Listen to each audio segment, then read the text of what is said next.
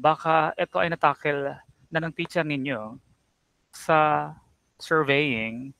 Nakapag-solve kayo ng super elevation, stopping side distance, mga parabolic sag na may kinalaman sa side distance. Napag-topic kayo nun, Mr. Ulugin. Meron na. So, pwede pala nating laktawan. Meron na. Or check na lang natin later kung meron na nga or wala pa. Anyway, may i-add naman din ako mga questions. Dahil para makompleto natin yung first part of our lesson, the traffic engineering, which has something to do with the flow of vehicles. Simulan natin sa mga traffic flow parameters ang lesson. So nangunguna sa listahan, kung kayo ay gumagamit ng textbook merong major traffic variables. Ito ay applicable para sa uninterrupted kind of flow na itong pagdaloy ng mga sasakyan natin.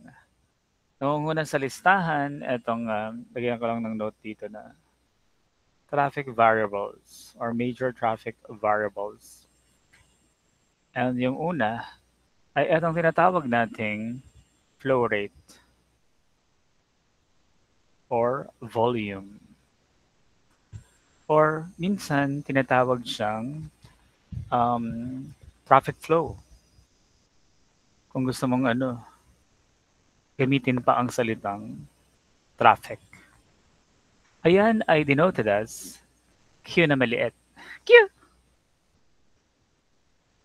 Yan, formula natin. Flow rate. Ano yan?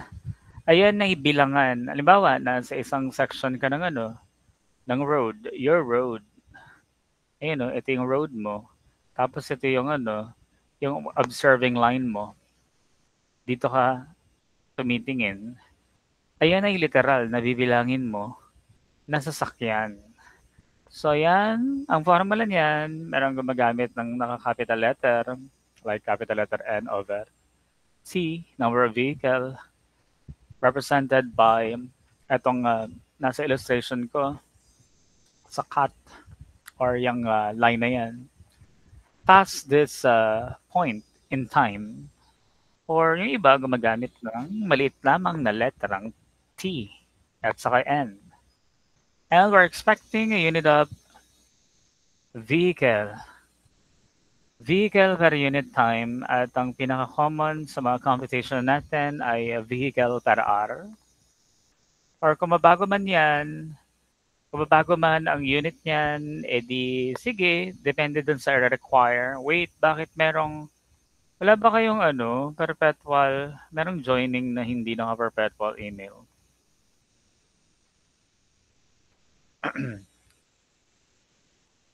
Susunod, meron tayong, and bago tayo dumako doon sa mga, ayan, habang ini-introduce ko yung mga traffic variables na yan, gusto ko kasing magdagdag na rin ng question bukod dyan sa mga modules na naririto.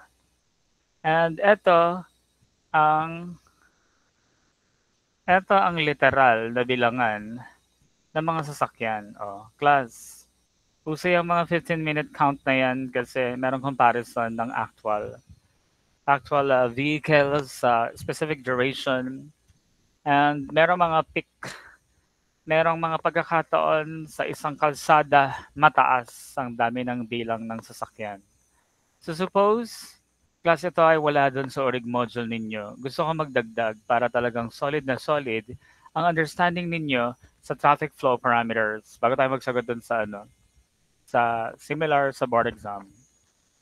Suppose merong 15 minutes sukatan, yung duration ng pag-obserba mo sa isang kahabaan. Mount for Manila was conducted at a particular location on Quezon Avenue.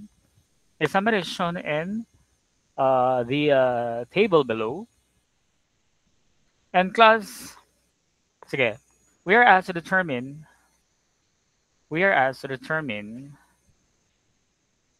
the flow rate. Ayun o.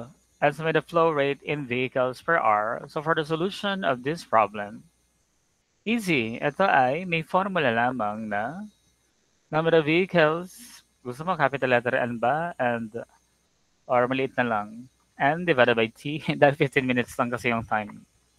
Ito lamang ay literal. Ang galing oh. Nabilang niya. Meron ka na siya nakitang caravan, jeepney, bus, truck. At ito mga bata, ay pagsasama-samahin mo lang. Lalagyan ko ng unit din kasi. 420 kaya nilagyan ko ng open parenthesis.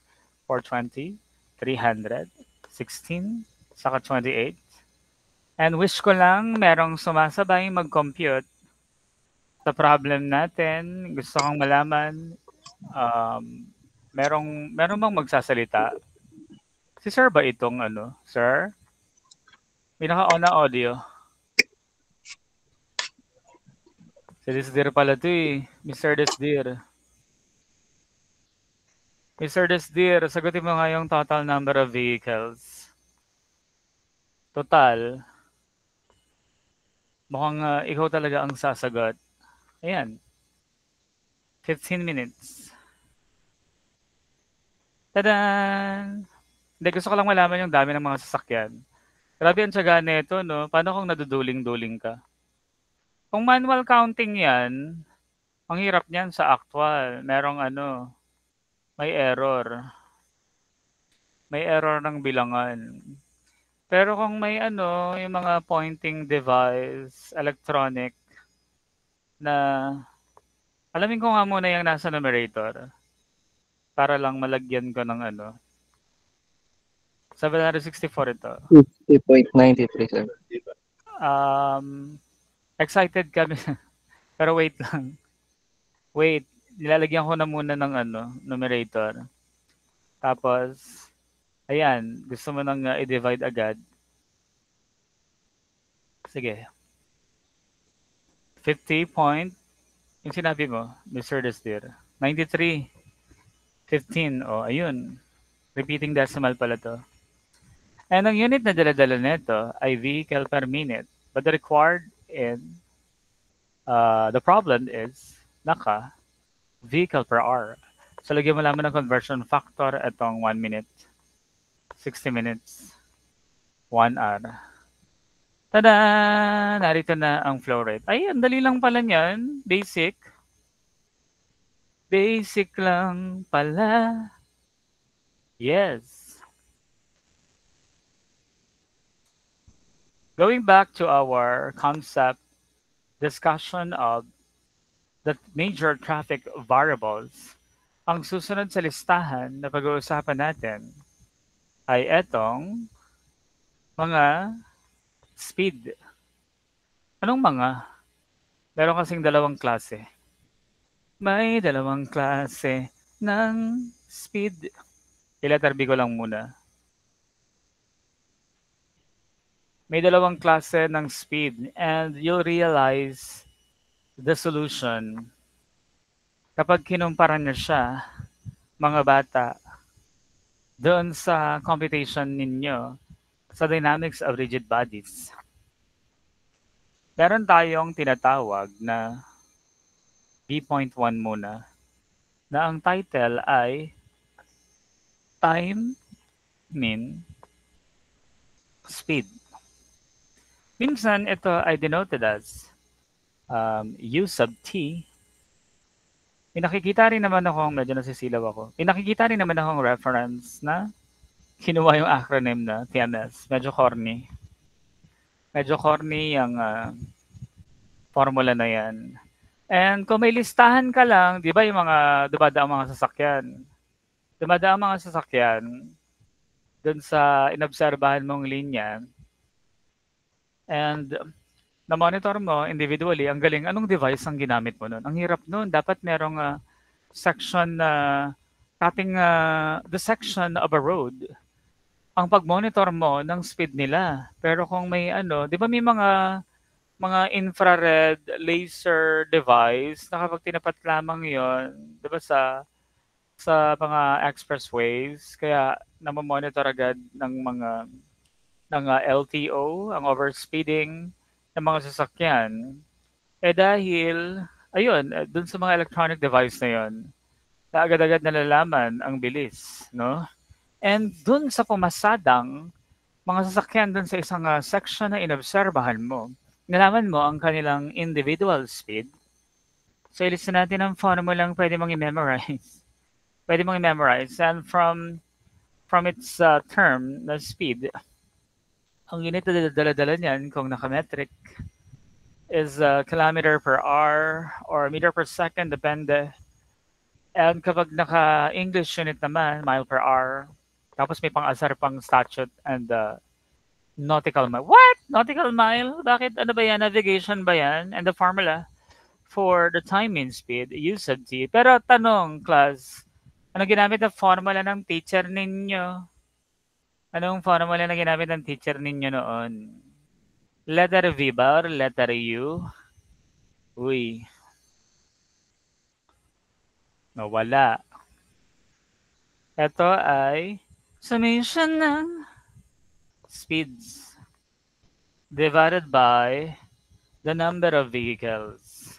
Minsan, sinusulat mo pa yan ng station notation. Bida-bida ka lang na gusto mong i-identify yung 1 hanggang sa dulong bilang or yung kung pang ilan na or sa total number, yung corresponding speed nung sasakyan kung naka-station notation divided by n. Or if you like, meron kang individual reading of distance. Bagay, pare-pareho naman yun eh. Summation ng ratio ng length divided by time. Pero kung isang section na obserbahan, say 100 meters, then divided by kung gano'ng kabilis, tinapos ng sasakyan na yun, yung length na yun, ayun, i-divide mo lang sa n. And para mabilis mo lang rin, plus ang ginagawa ko muna sa first part, namimigay ako, baka nga nagamit ng teacher ninyo to sa mga modules ninyo eh. Bakit? Ito yung pinakasikat na reference book natin sa traffic engineering. Itong kay Ricardo Sigua. Pinakasikat, ginamit ba ng teacher ninyo? Hindi. E di hindi pala to sikat. And now, direct to the point answering. O edi ano, ganyan pala yung time and speed. It's simple determination of the average. Simple determination of the average number or average speed ng mga dumadaang sasakyan. Ay, ganun pala yun. Time and speed.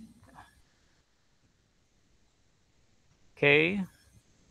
So, we are asked to determine here the speed of 25 cars was observed. May 10 pirasong kotse na nagtatravel ng 35 kph. May 8 piraso na naglalakbay ng 40 kph. May 2 cars na naglalakbay ng 50 kph. I-double check mo kung totoo yung sinabi niya na 25 talaga ang total. Let's check it out. 10, 8, 18, plus 2, 20, plus 5. Confirmed! Meron ngang 25 sasakyan. So yun, ang hinahanap ay time and speed. Naghahanap dito ng U sub t or gusto mo, TMS. TMS, and for the solution, ito na, U sub t is equal to summation ng mga speed. Hindi kaya ako tinatanong kung yung teacher ninyo sa transpo, traffic engineering, baka gumagamit ng letter V dahil hindi niya ma-let go ang designation sa dynamics. Ay, sakto pala, di ba tapos na tayo mag-dynamics of rigid bodies? Dynamics. Hindi niya ma-let go ang dynamics. Wala namang kaso sa akin yun. E di V sub T, time and speed, saka summation ng V, bahala ka, malaki ka na.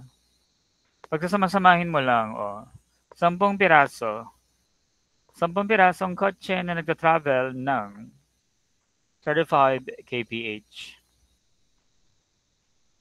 May 8 pirasong naglalakbay ng 40 kph. At merong 2 Klase di nagkasya, wag ka na isulat ang unit. Hindi, lagi ko na nga para tama sa computation. Sumikip eh. And finally, 5 piraso, 45 kph. Ay, kunin ko na lang later. 5 pirasong 45 kph. At ang kabuuang dami ng mga sasakyan na yan. Ay, bago ko pala makalimutan, regarding pala dito sa flow rate or bilangan ng sasakyan per unit time, kasi 'di ba, eto mga sasakyan na 'to ay bulky. As in big space ang ino-occupy niya sa road. Kaya minsan instead of using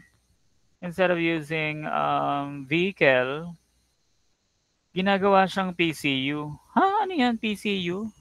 School 'yan ah. Ayun yung nililipatan ng isang school na hindi.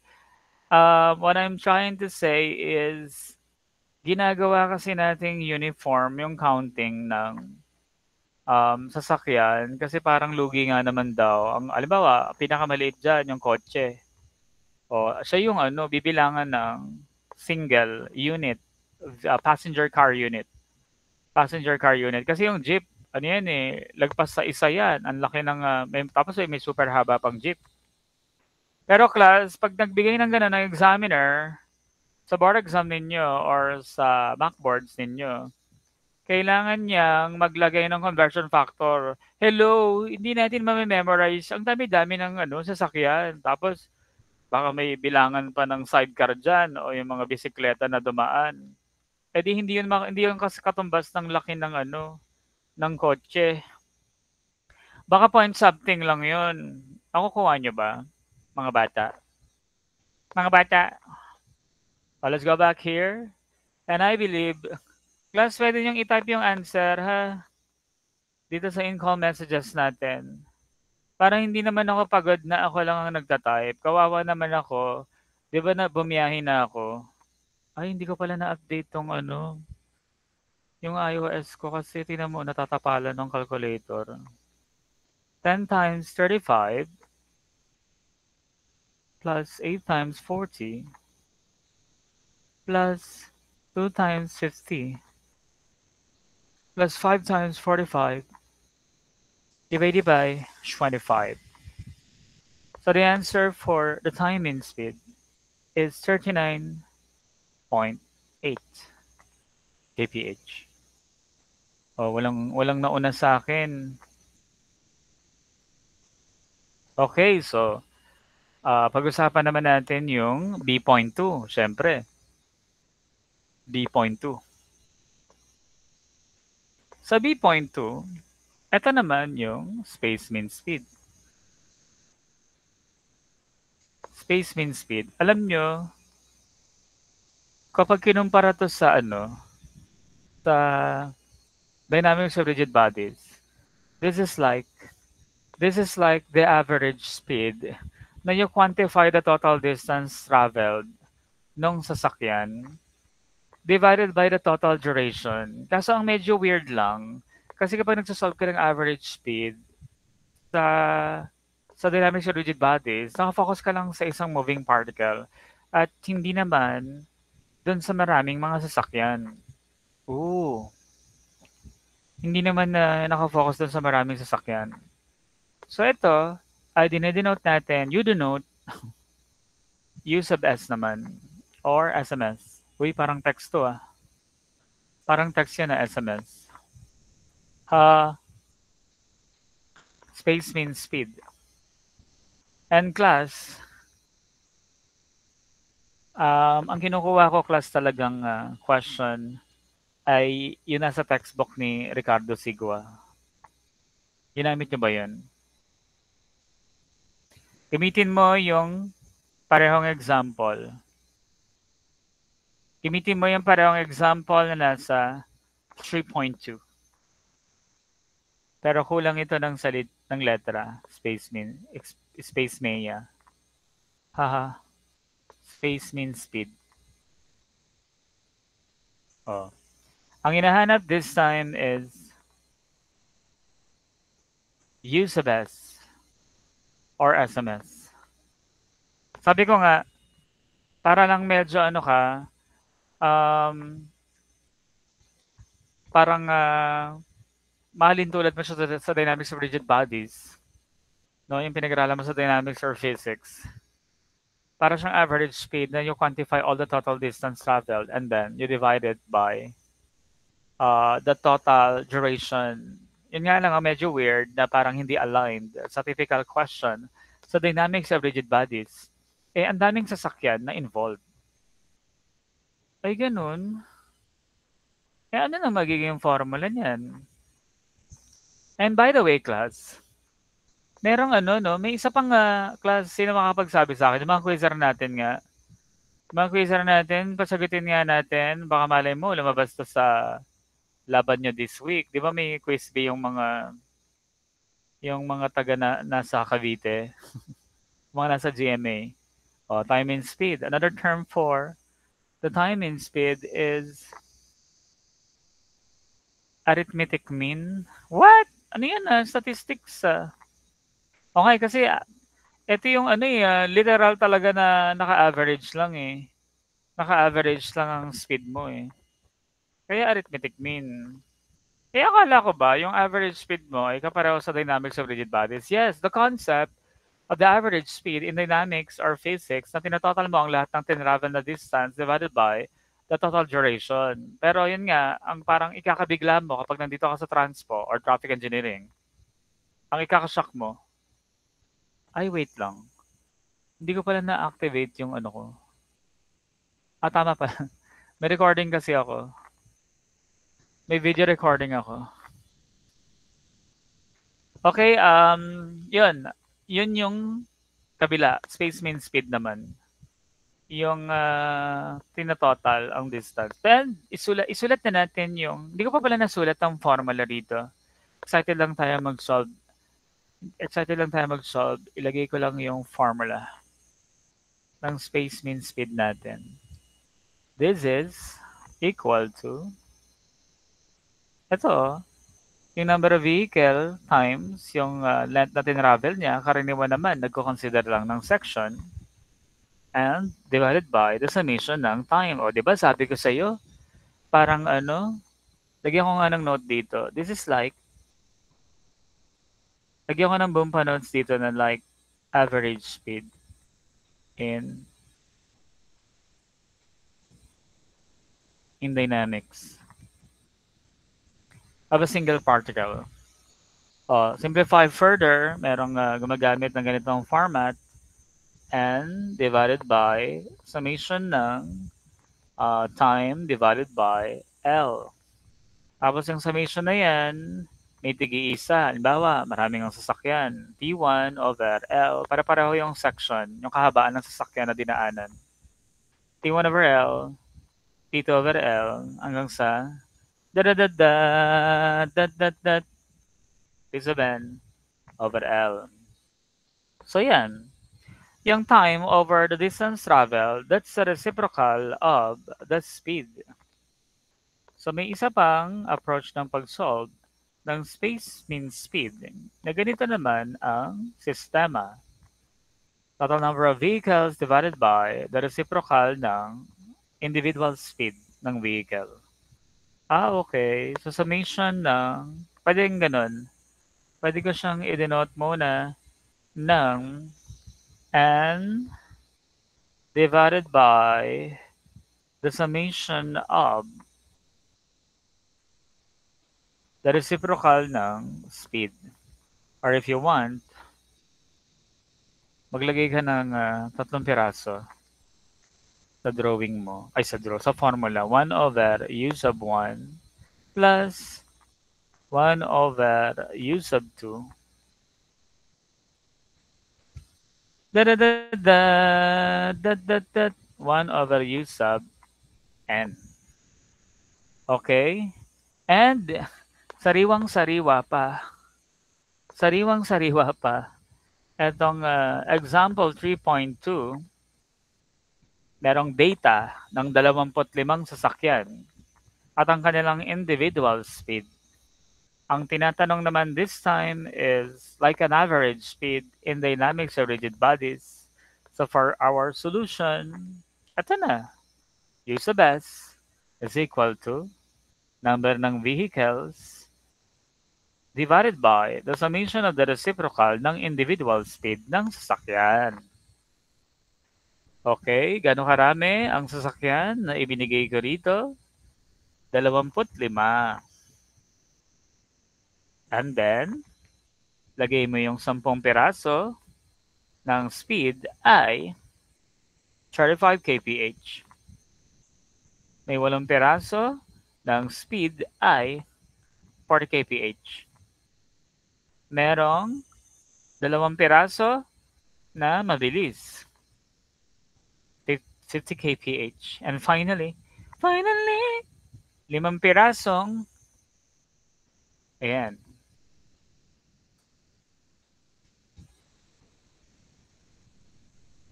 So, bale, si time and speed, it's literally the average speed. Kasi meron kang list of speeds, i-average mo.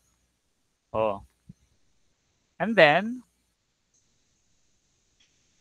etong space mean speed, it's like the average speed in the calculation you learn from dynamics of rigid bodies. Yung mga quizzer natin, ano ang isa pang tawag sa space mean speed?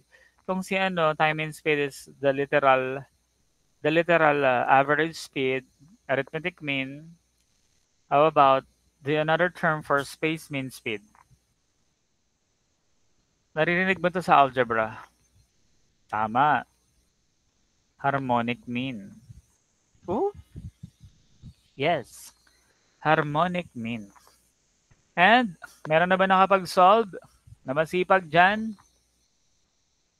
Meron ba nakapag-solve na itong space mean speed natin? This dear, nag-compute ka na? Pwede mong i-type yung sagot. Huwag ka mahiya sa classmate mo.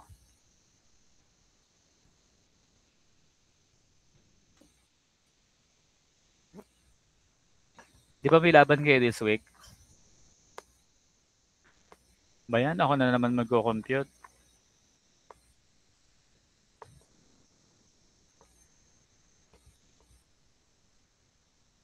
Para makatipid ka sa ink, sa typing, instead of typing 1/35, gamitin mo yung pindutan na reciprocal.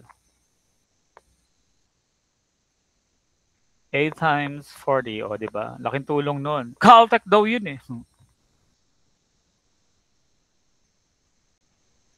Minsan yung mga nagtuturo ng Caltech, pagka gumamit ka lang ng shift ganyan, bibida na nila ng Caltech daw eh. Eh di wow eh. Tada! The answer is 39.26. Eh anong papel niyang mga kinukumpit-kumpit mo na yan? Ano ka ba? Di ba yung yung sa Waze? Sa Waze, nakikita mo kung gaano kabilis yung daloy ng nung sasakyan. Actually, ayun ay space mean speed eh. Space mean speed. Based on sa sa analytical pero kung tutuusin, parang ang datingan nung ginagawa ng software na yon, eh dahil nako-compute or nare-record ang mga individual speed dahil sa Waze or Google Map. Parang hindi ko mai-clarify. Itatanong ko nga kay ChatGPT later kung ano yung tinatranslate ni Waze doon sa speed niya, kung space means speed. Kasi kung kaya ngang i-measure individually, parang ang gagawin na lang ng software, i-average na. Ang bigat kasi ng di ba? Ang bigat ng space mean speed eh, parang arithmetic mean ang dapat na makukompute niya conveniently. Pero meron tayo kasing analysis ng flow. Meron tayong analysis ng flow na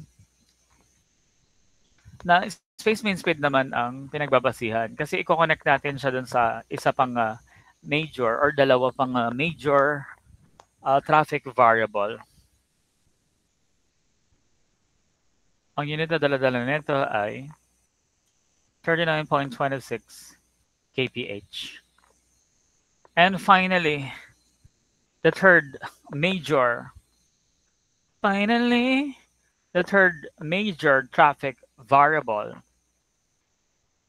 letter C, is called density.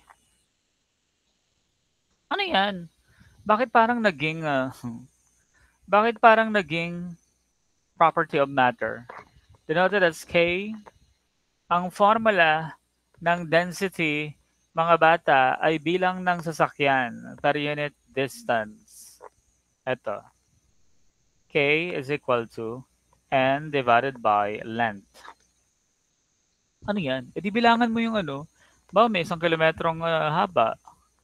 Bilangan mo lahat ng sasakyan na ano, sa isang instant, ilan ang sasakyan na naroroon? Okay? Sa isang instant, ilan ang sasakyan na naroroon? So, ang expected unit na dadala ng density ay vehicle. Pero depende ha, watch out kayo sa ano watch out kayo sa unit na i-introduce ng examiner ninyo kasi baka mamaya gumamit siya ng PCU, passenger car unit. Eh kapag PCU ang ina-apply, dapat bibigyan ka ng conversion factor. Hello, hindi ko memorize yung mga butal-butal na ibibigay ng ano. Hindi ko memorize yung mga butal-butal na ibibigay doon sa, alam mo, sa jeep, 1 point something ba yun? Sa truck, 2 point ganyan. Bus, baka 3 point something yung equivalence niya kasi nagkakakumparahan nga doon sa occupied space, doon sa road, your road. And then, idamay na rin natin sa usapan itong traffic flow. Pero yung tatlong major, syempre yung density, speed, and the flow rate. Meron tayong tinatawag na itong other, ilagay na nga natin sa other variables. Other traffic variables. Ito ay variance lamang ng tatlong major traffic variables natin. Minsan nga, parang kung identified to be macro, no? Macro properties yung tatlong major. Pwede kasi itong parang micro na nai-interpret mo lang yung pira-pirasong mga sasakyan. Ilang piraso or dalawa or isa. Pag narinig mo etong mga parameters na to, traffic flow parameters. Ano yan? E di itong tinatawag na letter D natin na time headway. Ang time headway, mga bata, ay reciprocal lamang ng... class, may tanong ako. Anong ginamit ng teacher ninyo pala? Anong ginamit ng teacher ninyo na symbol para dito sa time headway na to? Kasi baka sakaling ma-adapt ko or what? O yan, wala. Ang ginagamit ko kasi dahil favorite ko, T sub H. Favorite ko kasi yung reference book ni Bagay, may sense naman din yung na yan. Sige, other reference uses T sub H. May point naman din talaga ang paggamit ng capital letter T kasi ang unit na daladala sa numerator, unit na daladala ng time headway sa numerator ay time. Kasi nga, napansin ko talaga yung mga designations used ni Ricardo Sigua. Ayun ang paborito nating libro. Ang ginagamit ko tuloy ay H sub T. Headway, H sub T. Ito ay may formulang H sub T is equal to time divided by over vehicle. Ano yan? Ma-appreciate mo to pero parang anlabo kasi dapat nasa traffic yung mga sasakyan. Sa usapin ng sa terminal. Halimbawa, Ano ang pagitan ng palitan ng mga jeep sa terminal? Every 30 minutes, merong may jeep na papalit. Parang dun sa sinasakyan ko kapag papunta ako ng Pasalawag sa Dasma, yung bus sa GMA Terminal. Every 15 minutes yung palitan ng bus. So it's like the time headway. Pero hindi dapat ganoon kasi naka stagnant stationary kasi yung bus. Dapat gumagalaw. Kasi 'di ba traffic flow parameters. Pero parang ganoon ang concept. Yung palitan ng bus is 15 minutes. Aandar na yung as in literal na 9:15 aalis na yung bus tapos yung susunod na bus 9:30 yung alis niya doon sa terminal. Parang gano'n yung yung time headway. Kaya nga 'di ba, microscopic traffic flow parameters dahil ang napapansin mo ay isa-isang pirasong lang sasakyan. Hindi kagaya nung major traffic variables. Ang dami mong tinitingnan ng mga sasakyan. And this is somewhat may approximation para sa longer observation period. Na almost the same na rin kasi ito. Sa reciprocal lamang ng flow rate. Oo nga no. Di ba ang flow rate ay number of vehicles per unit time? So, pero yan, applicable lang yan para sa condition ng longer observation period. Pero may mga short period ba no? Parang hindi naman daw tutugma yung equivalence ng yung major traffic variables natin.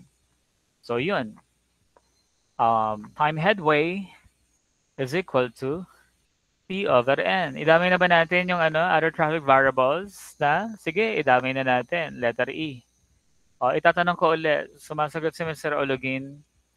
Itatanong ko ulit itong term or symbol na ginamit ng inyong teacher para sa spacing naman. Spacing? Ano yan?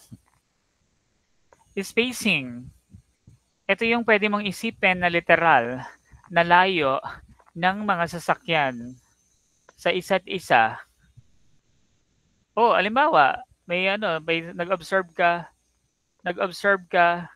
ng dalawang sasakyan sa road. Ay, 10 metro layo nito ganun.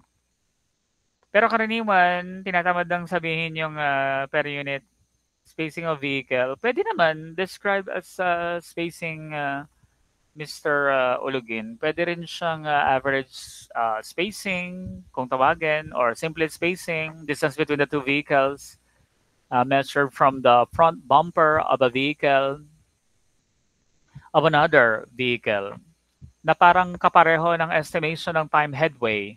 No? Kapag merong N vehicle within a given road section. So yun. Pwedeng average spacing. Ako kasi, dahil nga favorite ko ang libro ni Ricardo Sigua, H sub T parang first letter ang ginagamit. Headway. Wala naman ng ibang pala itong kasamang letra. E di denoted as S. Lagi ko yung unit ni headway Lagi ko yung unit pala ni time headway. This is karaniwan kasi lang maliliit na unit lang yung dinadala nito Pero gusto mong isagad na malaki R per a vehicle. Pero 'di ba microscopic na ang datingan nitong mga variables na to kasi dala-dalawang piraso na lang na sasakyan yung napapansin mo. Karaniwan minuto na lang, minute per vehicle. Parang yung sinabi ko sa yung palitan ng sasakyan sa terminal. Kanina hindi ko kasi nakita hindi kasi kanina pagsakay ko sa jeep sa Olivares, pa GMA. Hindi ko kasi nakita hindi ko naorasan yung simula nung pasok. Kaya hindi ko masabi yung time headway nung. And the formula for the spacing, letter S nga rin ang ginamit ko, Mr. Olugin. This is a formula. S is equal to length divided by the number of vehicles. Or, ito ay reciprocal lamang ng density. And ang unit unit na ginagamit natin para sa spacing, edi ano, kung malakihan ka, minsan class, tinitipid pala tong time headway ng minute na lang. Understood na kasi sa'yo na ayun yung distansya ng dalawang sasakyan in terms ng oras. Parang kung paano ka naghihintay ng, bawa, kayo naman ay papuntang Maynila or pa Buendia, pa Pasay. Tuwing yung mga jackliner, ilang minuto yung kung mag-aabang ka lang sa Olivares, ilang minuto ba biglang may susulpot na bus na pa ganun, pa LRT, Buendia? Ilang minuto? Hindi ko alam yung ano eh. Sino nakakaalam nga? Tanong ko nga sa inyo kasi minsan pagod ako maghintay ng bus pa Manila, pa Buendia. Ilang minutes ba yung headway ni jackliner doon sa terminal? Jack jam. Wait nga class, mag-on lang ako ng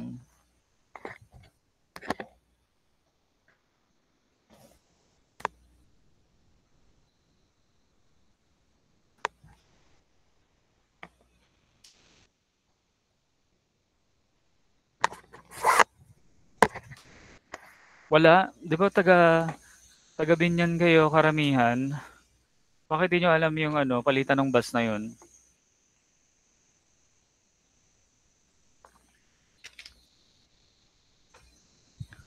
At kung malaki yan ang trip pang unit, kilometer per vehicle. Pero sa spacing kasi, pinapaliit na lang yan. Pinapalit na lang. Meter per vehicle. Or sometimes, kagaya nito, ng time headway, na oras na lang mismo yung sinasabi.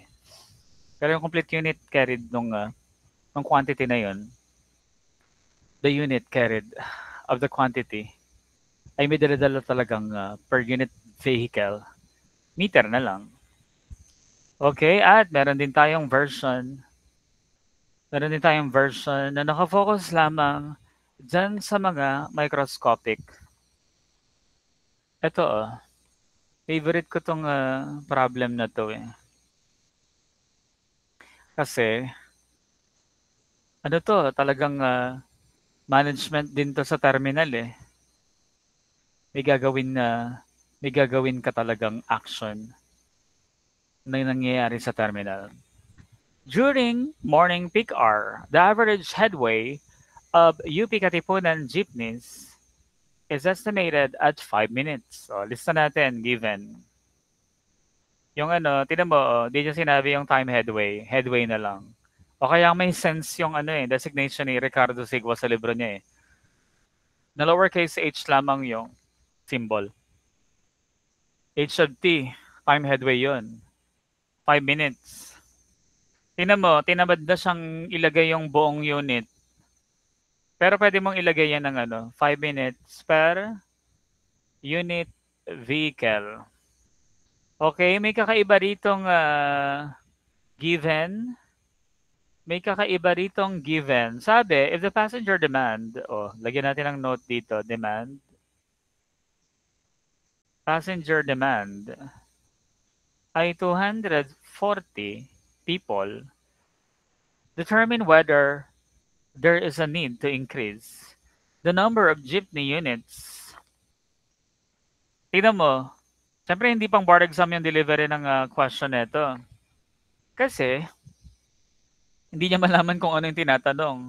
Kung bilang ba ng sasakyan, no? Yung, ang dating flow rate.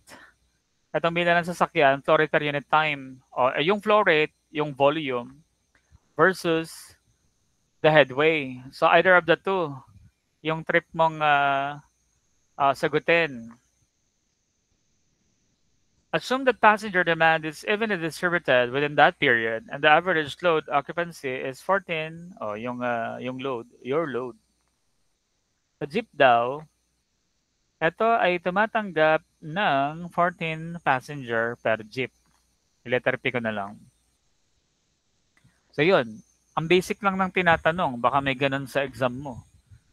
Anong basic na tinatanong? Bale, ang sabi niya, May kailangan ba? This assumption may not necessarily be true due to fluctuation of passenger demand and variability of passenger occupancy. So, di ba may demand na 240? Naglo-load ang jeep ng 14. So, ngayon, edi computein mo lang yung yung dami ng pasahero per unit time. Kasi yung sinasabi niyang, actually may mga hidden given dito klase. Tingnan mo tong peak hour. Significant na yung term na yan. Kasi yung same period na tinutukoy para dun sa 240, per unit time na hour yun. Ay, ganun. So, i-check natin. Bale, ang decision making mo rito, di ba, magtatanong lang siya, may pangangailangan ba? E di, kung ganun lang naman ang tanong sa exam mo, if there's a need, no need, A and B lang yun. Ano ilalagay sa letter C at letter D? So kung sakali, kung may pangangailangan, paano mo babaguhin yung headway or kaya yung dami ng sasakyan na ipaprovide? Dalawa kasi, dalawang version yung tanong niya eh. Ano yan? Pangasar na, akala ko ba board exam question? Eh di pang dalawahang klase ng tanong in terms ng flow rate or volume at saka headway. Sige.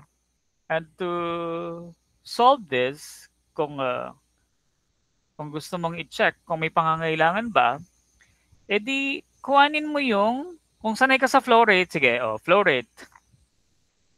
Ang flow rate ay reciprocal lamang ng time headway. Ilagay mo mismo yung mga totoong unit, hindi yung mga simplified lang. 5 minuto. Put the conversion factor. 'Di ba ang totoong unit naman talaga ng headway na yan ay minute per vehicle? Okay, sige. Minute per vehicle. Pero sinikret yun sa'yo. Ayaw i-deliver yung statement ng problem ng kompletong units. Kasi ganun nga naman sinisimplify yung mga traffic flow parameters na yan. Like the time headway na oras lang ang sasabihin. Sige. Edi gamitin lang natin yung yung standard operation natin ng major traffic variables ng flow rate or the volume. Conversion factor ng minute, 1 hour. Ba't mo hinahabol yung 1 hour na yan? Kasi 'di ba? Kahit na hindi inelaborate yung tungkol sa oras, literal pala yung kahulugan ng peak hour na yon. Yung same period, 240. Ay, ganun? Yes. Kaya babaguhin mo yung time headway unit, minute at gagawin mong hour. So 60 minutes, makakancel ang unit na minutes. At ang flow rate, ito yung palitan, dami ng jeep na dumaan na doon sa terminal or doon sa isang section sa road sa loob ng isang oras. At yan ay 60 divided by 5. Ang sagot ay 12. 12 vehicle per hour or 12 jeepneys per hour. Ito lang ang actual na pinaprovide nung terminal. Pero hindi siya hindi terminal eh. 'Di ba sabi ko nga, nasa isip ko lang terminal para lang mas realistic or mabilis nating maisip. Pero nasa isang section siya ng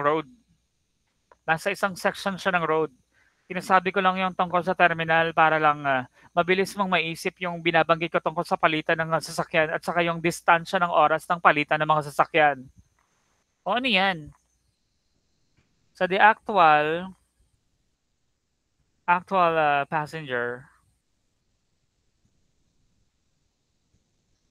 number of passengers, ano yan? Nag-iimbento ka ng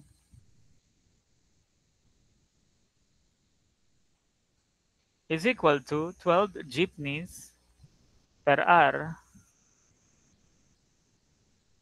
times, sabi sa given, meron daw 4 or 14 passengers sa isang jeep. Tadan! 12 times 14, ang sagot ay 168.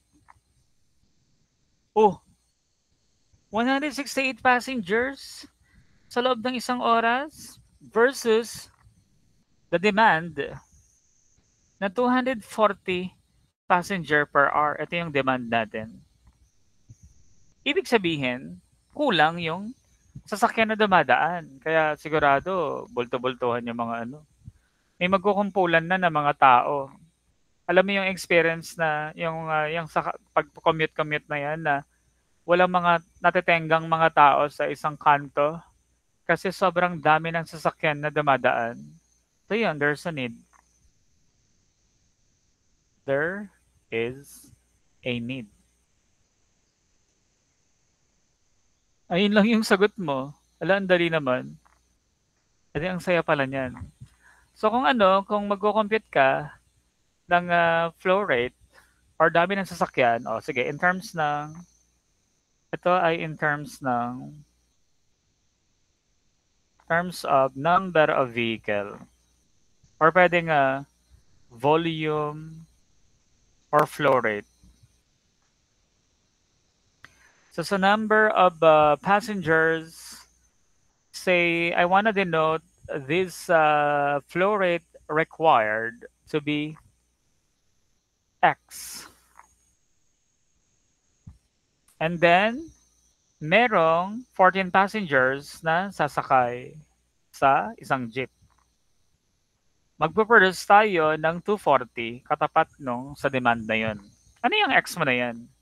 Ayan yung papatak na flow rate required. Flow rate required or the volume times, di ba vehicle per hour yan? Vehicle per hour, tapos yung passenger, may bilangan nga kasi ng passenger per jeep. 14. So, bale, total siya ng 240.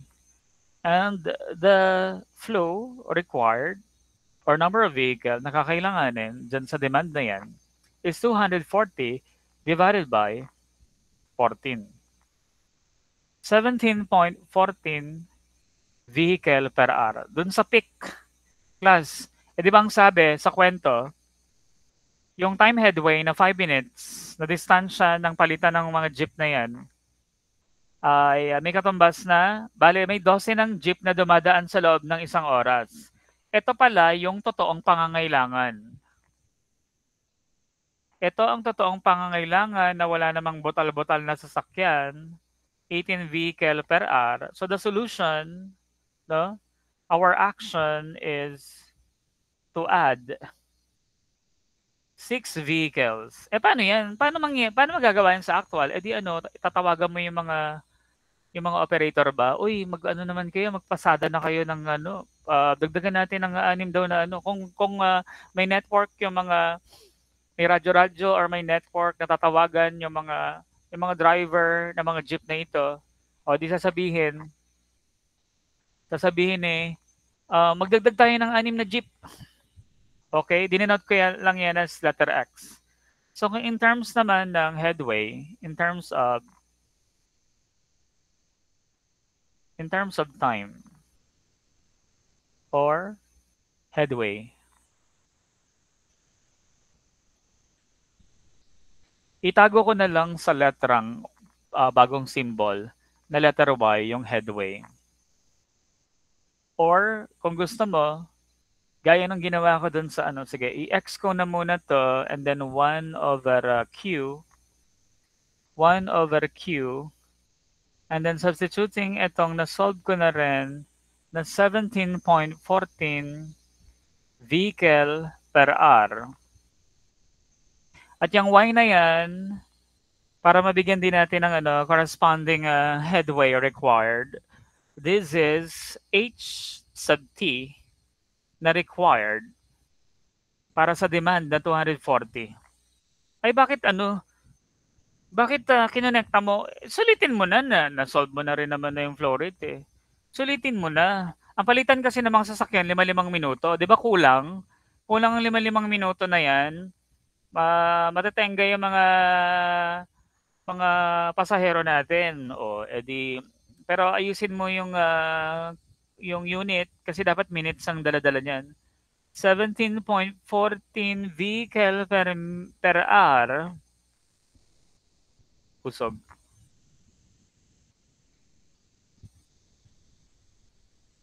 Iusog-usog natin to, iusog-usog natin. I-convert ko yung R na yan sa minutes. 1 hour 60 minutes. O, ano mangyayari? Ano na ang required headway? Kasi 5 minuto. 60 divided by, yung answer ko na to, 60 divided by answer, tadan! 3.5 minutes. 3.5 minutes pala ang dapat na headway mo. Ito okay lang na ano to, ibutal-butal. Kasi oras naman yan eh. Hindi kagaya ng sasakyan na hindi pwedeng. So, dapat, pabilisin mo yung pagpapaandar. Kung may nakapila ng mga, alam may terminal talaga, nakapila na sasakyan.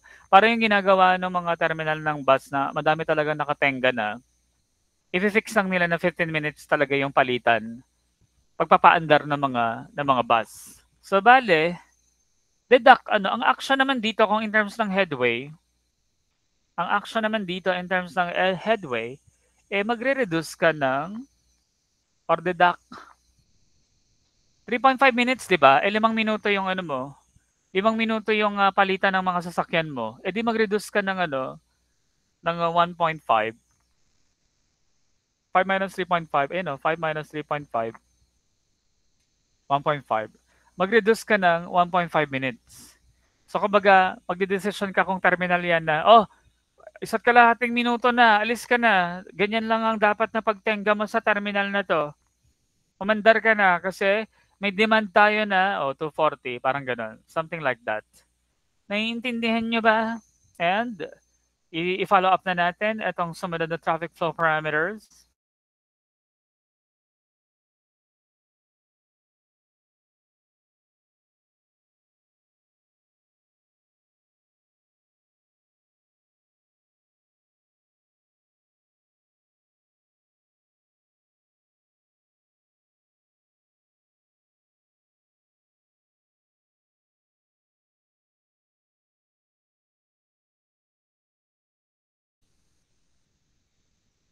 Hello, test mic. Class, do you hear me? Nawala ako eh.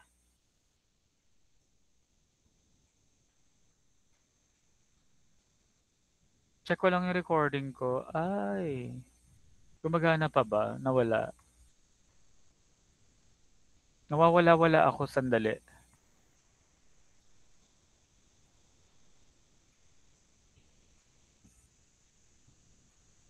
Nagkaroon ng fluctuation sa internet.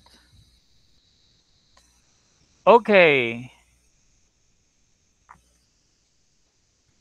And isunod na natin itong tungkol sa spacing naman.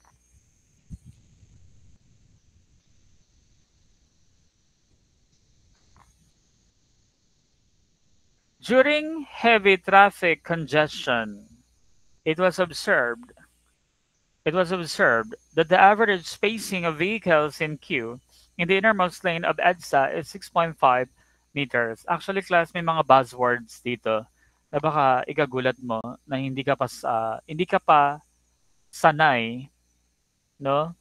Kagaya ng salitang jam density. Actually, ang jam density na lang naman na yan, this kind of density corresponds only to the heavy traffic. Okay. So parang ang sasagutin lang naman talaga natin dito ay density. Ang sasagutin lang naman talaga natin dito ay density. Kumbaga, merong description yung klase ng density para sa heavy traffic congestion, which is the jam density. Para sa given, during heavy traffic congestion, it was observed that the average spacing of vehicles, paano natin sinusulat ang spacing? May dalawang klaseng pagsulat ng spacing. Pwedeng ilalagay mo lang ang unit na meters, or kung gusto mong kompletuhin talaga ang unit niyan para sa assumption na longer observation, Ito ay 6.5 meters per vehicle. Ang tinatanong ay density. Pero dahil ito ay nagaganap sa heavy traffic congestion, nagaganap ito para sa heavy traffic congestion, dinidenote natin yung K na yan ng K sub J. And for the solution, plus, tapos na ito. Di ba ang density ay reciprocal lamang ng, sige, lagay ko na muna yung formula natin ng density. Number of vehicle per unit length. Or number na vehicle dun sa isang section considered equal sa reciprocal ng spacing. And 1 divided by 6.5 meters per vehicle. Karaniwan kasing unit ng macroscopic traffic or major variable na ito ay naka-vehicle per kilometer. So, yun lang ang plot twist na gagawin. I-convert mo lang yung meter into kilometer. 1 kilometer over 1,000 meters. Maka-cancel itong meters at ang unit ng density na to, na kj pala, jam density, tadan! 1,000 divided by 6.5. Whoosh! 153.85.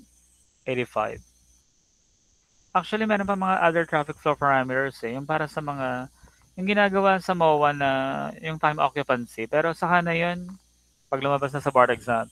And now, sagutin na natin itong nasa handout mo. Kasi babanatan ka na ng ng hindi para isa-isang topic. Tapos merong idadagdag na may idadagdag na parameter pa rin sa measurement ng tindi ng traffic sa isang sasakyan or sa isang kalsada. Okay? Vehicle time headway is, sabi mo nga, sabi ni Mr. Olugin, ang turo ng teacher niya sa time headway ay capital letter T. Sige, gawin ko rin yun. Kapal. T sub H, time headway. Or ako, ang gamit ko namang symbol dahil fan ako ni ni Ricardo Sigua, favorite ko ang kanyang libro. Uy, pero hindi laging pinamimigay ng ganyan na buo ang unit ng headway. Seconds lang sasabihin yan. Understood na yan na per unit vehicle. Okay? So 2.5, ang bait niya. Sinabi niya yung second per vehicle. Next, spacing of cars measures the point along the NLEX from single lane is 60 meters. Wala naman ng ibang, wala kayong message na unit ng teacher ninyo or notation ng teacher ninyo para sa spacing. Kaya ako na magdedesisyon, spacing is equal to 60 meters as 60 meters per unit vehicle. Okay? Para sa number 1. Number 1. Ang mga hinahanap ay traffic density, that's K. Pangalawa, space mean speed. Use the best. Pangatlo, itong average speed of the traffic. Average speed of the traffic. Di ba sinabi ko na ang tungkol dyan na yung sa discussion natin, average. Hindi kasi pinatutungkulan ng mga transportation engineering reference, no? Hindi kasi pinatutungkulan ng mga transportation engineering reference natin yung pang-dynamics of rigid bodies na individual particle. Pero kung wala namang detalye rin tungkol dun sa mga individual cars, meron tayong computation na nagpapareho lang rin ang time mean speed at saka space mean speed. Sa condition na ganun, na walang yung mga individual recordings, di ba kanina meron tayong mga individual recordings sa mga vehicles para magkaroon talaga ng distinct answer ng space mean speed at itong time mean speed. So K, U sub S, itong average speed ay equal sa time mean speed. Ayan, average speed equal sa time mean speed. Yung unang tanong, solution. Para sa number 1, ito ay reciprocal lamang ng spacing. 1 over S. Ang spacing ng sasakyan, 1 over 60 meters per vehicle. Gagawin mo lang yang, o parang kanina pala to gagawin mo lang yung kilometer, 1,000 meters, and 1 kilometer to. Mang-cancel ang meter at ang matitirang unit ay vehicle per kilometer. Tadan! Ang sagot ay, ayan yung nakashade. Totoo ba yan? 16.67. Uy, baka gusto nyo i-confirm. 16.67 vehicle per kilometer. Susunod, class. Ito ay dapat nang ini-introduce sa lesson natin kung paano i-relate ang tatlong major traffic variables natin. Itong flow rate ay equal sa density times the space mean speed. Meron palang ganyang relationship. Yes. Tapos, meron pa tayong introduce later na relationship ng flow rate tapos yung pagpasok nung kaninang narinig mong jam density or the free flow speed, yung pinakamabilis na daloy ng sasakyan sa road. And meron na tayong isa-substitute na value ng density. Meron na tayong isa-substitute na value ng density. Check! Yung Q na lang kasi ang naipamigay sa atin ay time headway. Ay, ang dali naman. Ang dali naman yung Yes, to solve for Q, this is equal to 1 over h sub t, or the reciprocal of time headway. This is 1 over 2.5. Di ba sabi? 2.5 seconds per vehicle. Lagyan natin ng conversion factor. Dito na sa denominator. And there is 3,600 seconds sa loob ng isang oras. Makakancel ang second na unit at ang matitira ay vehicle per hour. So itong mukhang discharge symbol, flow rate kasi Minsan natatawag ko pala yung discharge. Flow rate or volume, 3,600 divided by 2.5. Ang sagot ay 1,440 vehicle per hour. Ayun na, isubstitute mo na ang lahat ng mga na-solve mo. 1,440, ito.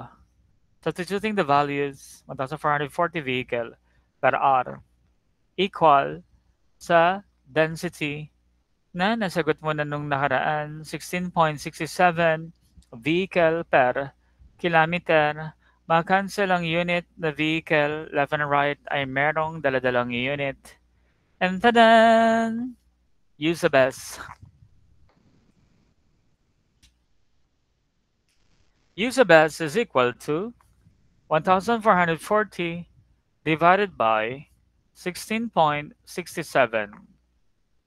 Tadan! Ang sagot ay, niround up to sa single decimal place 86.38 na lang ilalagay ko.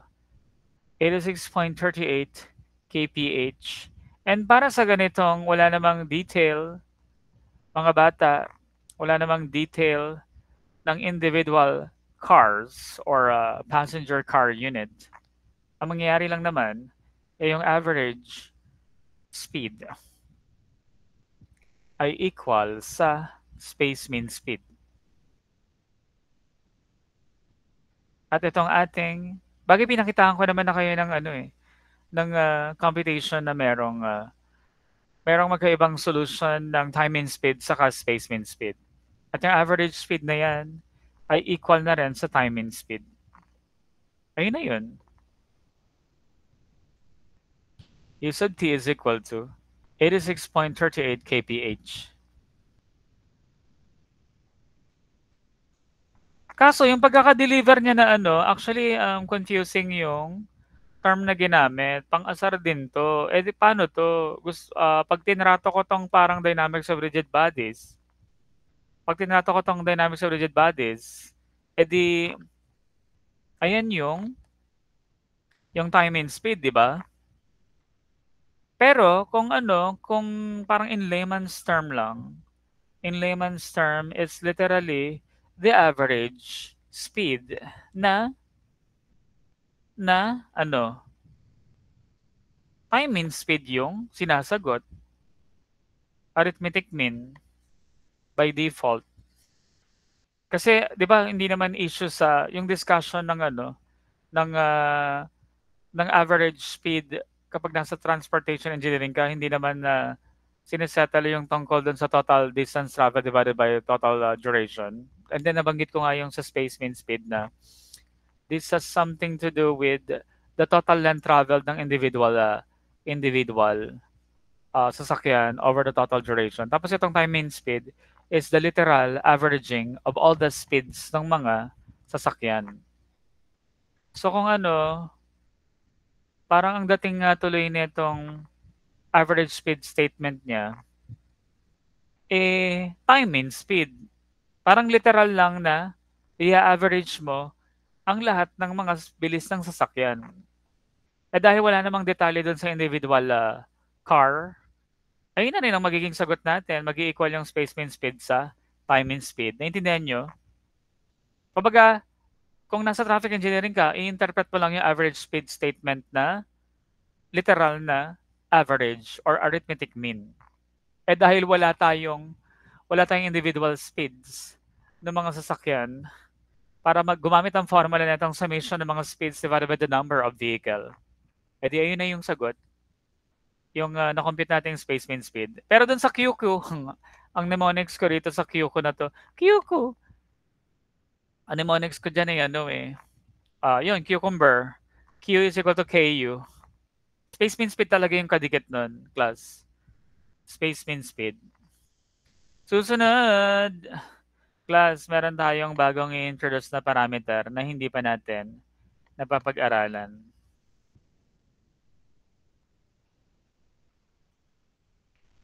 May introduce tayong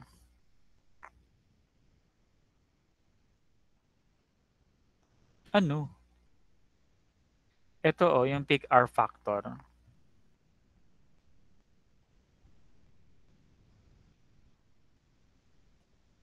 Enumerating the given.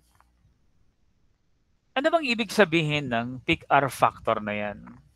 It's simply the comparison of your actual flow rate introducing the peak R factor.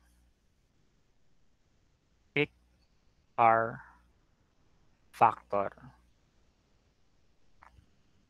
Ito ay denoted as PHF. Kung mag-observe rin kayo ng mga passport exam, marami nang lumabas ba? 19 kopong-kopong tungkol dito sa parameter na to. Kasi merong flow rate na maximize talaga sa isang section ng road. Alam niyo yung mga yung mga peak hour literal na, ay, wag kang dadaan ng ganyan sa gantong oras, mga alas 9, alas 8. Nako, may experience mo yung jam density and the maximum flow rate. Okay. So Q, the actual flow rate divided by the maximum flow rate. Ay, ganun lang. Yeah. Simple comparison. So ngayon, the peak hour factor during rush hour along EDSA is 0.9. Bakit yung rush hour mo, hindi niya pa na-experience yung maximum doon? Ibig sabihin, may mas pa. Kumbaga, pwede namang i-describe pala talaga na rush hour siya, pero hindi naman siya maximum. Pero pwede ngang makonceive yun na-interpret yun ng, di ba pag rush hour, pwedeng doon na maranasan yung pinakasagad? O pwede kasing may matindi talaga, sagad na flow rate na mararanasan yung equality ng maximum flow rate. Pero pag rush hour pala, 90% lang ng maximum flow rate yung may experience dun sa section na yun ng road, your road. And karaniwan ng maximum flow rate,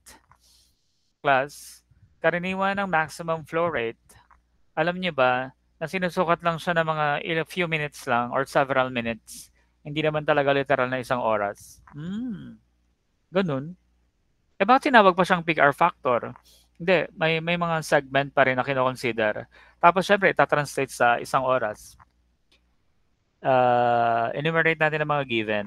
Meron tayong peak hour factor na equal sa 0.9. And then, space mean speed daw ay 90 kph. Itong statement na to, class, ito ang ginagamit ng mga terms kapag i-describe ang maximum flow rate sa isang section ng road. Ayan o, the highest. O, gumamit ng salitang highest. Sa bagay, hindi naman to rushes. Rushes are. Ano yung rush hour pinagsasabi mo? Hindi kasi nga, parang pwede ko nga ma-interpret na, di ba pag rush hour, pinakasagad, matindi na yung yung pala naman, hindi naman ibig sabihin na rush hour, todo talagang mangyayari yung jam density, mga ganong experience or the maximum of flow rate. Kasi meron talagang highest pa. Peak hour factor 0.9. So, i-prepare ko na yung detalye na yon for maximum flow rate yon or volume. Sagutin na natin. Asikasuhin mo na yung given na yon. So, Q max is equal to, meron daw 250 vehicles na nakikita sa loob ng 5 minuto dun sa isang section na pag-observe mo. Highest yun. And maghabol lang na tayo ng unit for consistency kasi naobserbahan ko itong mga major traffic, yung number 4 and number 5 question, major traffic variables, ay naka-vehicle per hour at saka vehicle per kilometer. Kaya asikasuhin na natin yung unit na itong maximum flow rate na ito into per unit time na R. So this is 60 minutes, 1 hour. Maka-cancel ang minutes. Ito ay equal sa 250 times 60.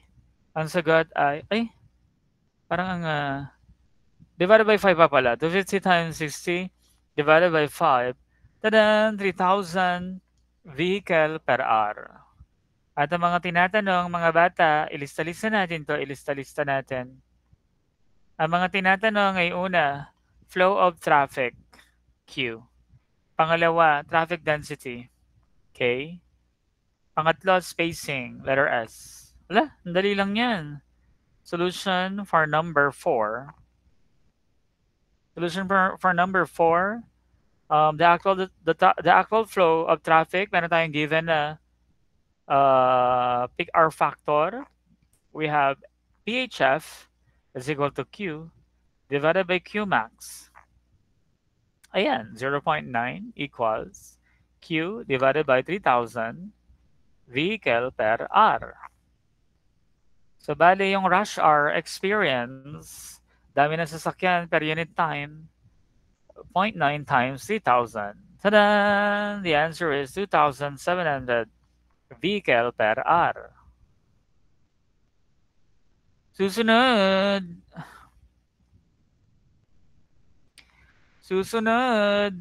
Kakaturo ko lang ng relationship ng flow rate, density, and the space mean speed. Nagsabi sa problem ng space mean speed na 90 kph.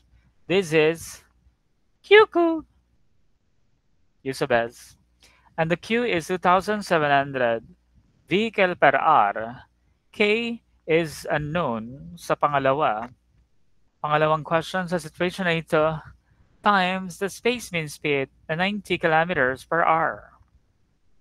O yun, maka-cancel yung R at may matitirang unit na vehicle per kilometer. So 2,700 divided by, malamang ang sagot dyan ay 30 na. 27 divided by 90 ay 30 vehicle per kilometer. So kumbaga, density, dami ng sasakyan sa loob ng Isang kilometro. Konti yan sa imagination ko lang. Konti yan sa imagination ko, 30 sasakyan sa isang kilometrong layo. And yung number 6, napakadali. Spacing ay reciprocal lamang ng density. Meron na tayong density na vehicle per kilometer, 30. Conversion factor kasi ang spacing ay naka-express ng meter. Pero, pwede rin yung wag kayong masyasya kapag wag kayong masyasya kapag ang nagkatanungan ng spacing na hindi aligned dun sa understanding mo ng pagiging reciprocal ng density dun sa spacing. Minsan kasi tinitipid-tipid lang yan at sasabihin ay in meter lang. Distansya sa pagitan ng dalawang sasakyan. Ay ganun. So 30, conversion factor, 1 kilometer, 1 kilometer, 1,000 meters, mag-cancel ang kilometer, at ang matitira ay 1,000 divided by 30. 1,000 divided by 30. Ang sagot ay 33.33 meter per vehicle, or simply meter lang. Ganoon naman nga yung unit expression ng spacing. Okay, alam niyo na to, you know the drill of answering this. Pwede kong ipaubaya na to sa inyo eh. Bilisan na lang natin itong situation number 3 dahil piniliwanag na yan sa simula. Nagkaroon pa tayo ng variation. Individual speed lang. May 6 na pong metro na dinaanan. 3 cars travel over a 60 meters section of highway. Ang unang tinatanong ay time mean speed, number 7. Diretsahin na natin yan. U sub t. This is equal to summation ng, ang bait pa, hindi pa pinakonvert ang unit. Ano ba yan? Di ba ang time mean speed ay summation ng speeds divided by the number of vehicle. May 3 piraso. Ang dali naman nito. Ano ba to? 19 plus 20 plus 25 divided by 3. Ang sagot ay ayoko nang i-convert sa kph yan, pero pwedeng ang added twist sa exam mo ay gagawin kph. Naka-meter per second yung Bait kaya? 21.33 meters per second. Susunod, number 8. Space means speed naman. U sub s is equal to number of cars, number of vehicles divided by summation of the reciprocal ng speeds natin. Hindi na pinaka-kph kaya tulong na yan sa atin as is, wala nang conversion. Pero pwede nyo namang i-convert yan later. May kakaibang tanong sa May kakaibang tanong dito sa sunod na problem. Okay.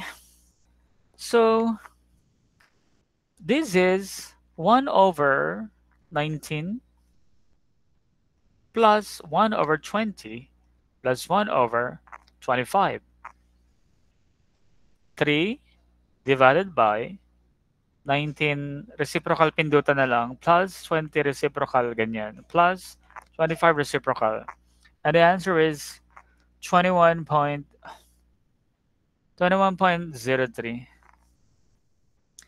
Dapat pala sinave ko. I-save ko nga to, ilagay ko to sa alpha B. Kasi yung space distribution, gagamitin ko ang complete digits na makikita sa aking calculator. I-store natin to sa alpha B. And then, i-retype ko lang itong una nating sinagot at gagawin ko siyang alpha A. 19, 2025 divided by 3. Shift store, ilagay natin to sa alpha A.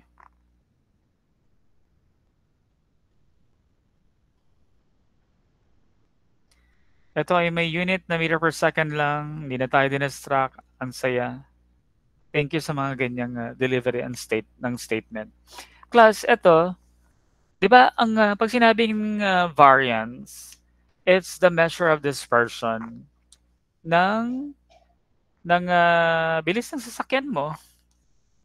Yun lang. Medyo nakakaasar itong pangatlong tanongin na to kasi may susundan kayong formula. Ito yung relationship yung para masagot yung variance of the space distribution, siya ay, pag sinabi kasi yung variance, is the square of the standard deviation, right? Yung variance. And sakto naman, kasi kakaaral niyo lang ng surveying ng mga nakaraang linggo. Last week ba, surveying? Di ba meron kayong theory of errors and measurement? Kaya, very familiar kayo sa symbol na ginagamit natin. What? Use up. Pero ito, ang nakakabiglang formula na baka hindi mo pinasanayan dun sa variance. U sub t, time mean speed, is equal to U sub s, space mean speed, plus ito yung variance mismo of the space distribution. Pero as a statistician or yung nag-aaral ng probability and statistics, not so typical ang paggamit. At kahit naman din sa theory of errors and measurement natin, parang hindi naman natin paborito talaga yung paggamit ng variance.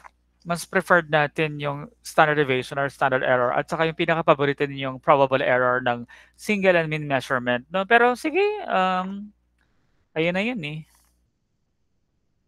Ayun na, ang ibig sabihin ng sigma s squared, variance, minsan dinodenote yan as capital letter V. That's the variance of the space distribution.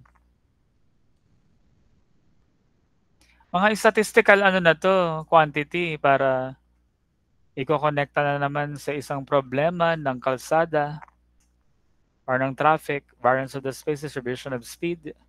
And then syempre yung sigma s is the standard deviation. Standard yan hindi yan sakit. Standard deviation. And U sub t, alam mo na to, time mean speed yan at saka U sub s na space mean speed. O yun, ilagay mo lang yung na-compute natin na U sub t na 21.3333, di ba non-terminating yun? And then equals U sub s na 21.032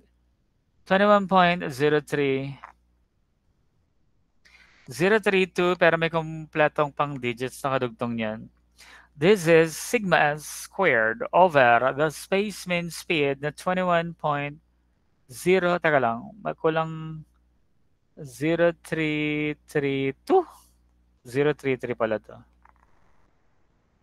Pero kukumpletuhin ko yung digits ng pang-substitute natin. Tada! Variance is equal to, sinave natin itong U sub t sa alpha A. Alpha A minus alpha B in transpose. And then, i-multiply sa alpha B. Alpha B. Ito na. Anong ibig sabihin yan? Yun lang. Meron ka bang handbook ng traffic dyan para ma-interpret mo kung matindi bang traffic ito? Pero ano ang 21 point something meter per second, napakabilis niyan. So kung i-interpret to, maluwag yung daloy ng trapiko sa ganyang magnitude. Yung 6.31 variance, ibig sabihin kapag in-interpret yan, maluwag ang daloy ng trapiko. Imagine, di ba, ang karaniwang minimum maximum sa mga expressways ay 60-80 kph. Kung papalo yan ng 70 kph, maluwag yung daloy ng trapiko sa ganitong traffic flow parameters. Intindihan nyo ba yun? Ngayon class, pag-usapan natin yung green shields na tinatawag. Meron kasing relationship. May relationship graphically. Though hindi na nakadagdag dito, pero meron akong ilalagay na tanong kasi significant din itong concept na ito. Kapag pinlat natin, syempre hindi naman ideal na nararanasan ito. Kumbaga, kung kayo ay observer ng density and density na naka-vehicle per kilometer at saka itong space mean speed actually na naka-kilometer per hour, di may may scattered data talaga yan, ang dami, tuldok-tuldok.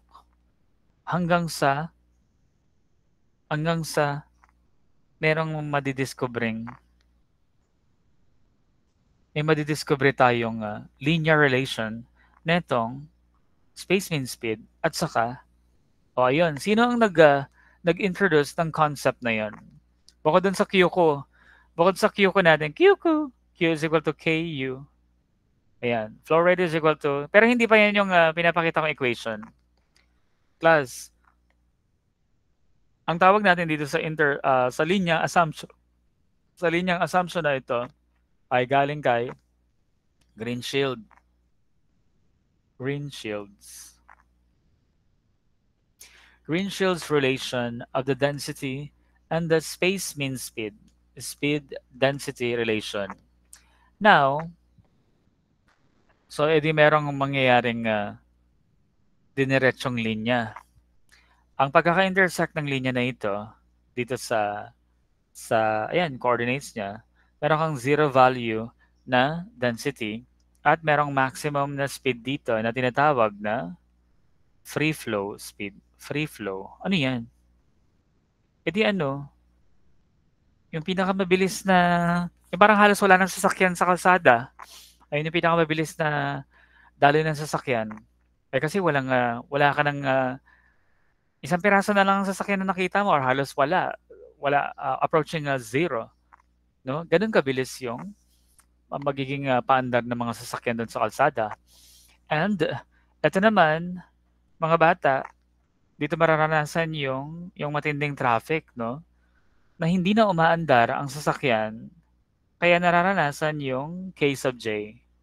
Ano yun? KJ, killjoy, hindi. Ito ay jam density. Jam density. Ayan.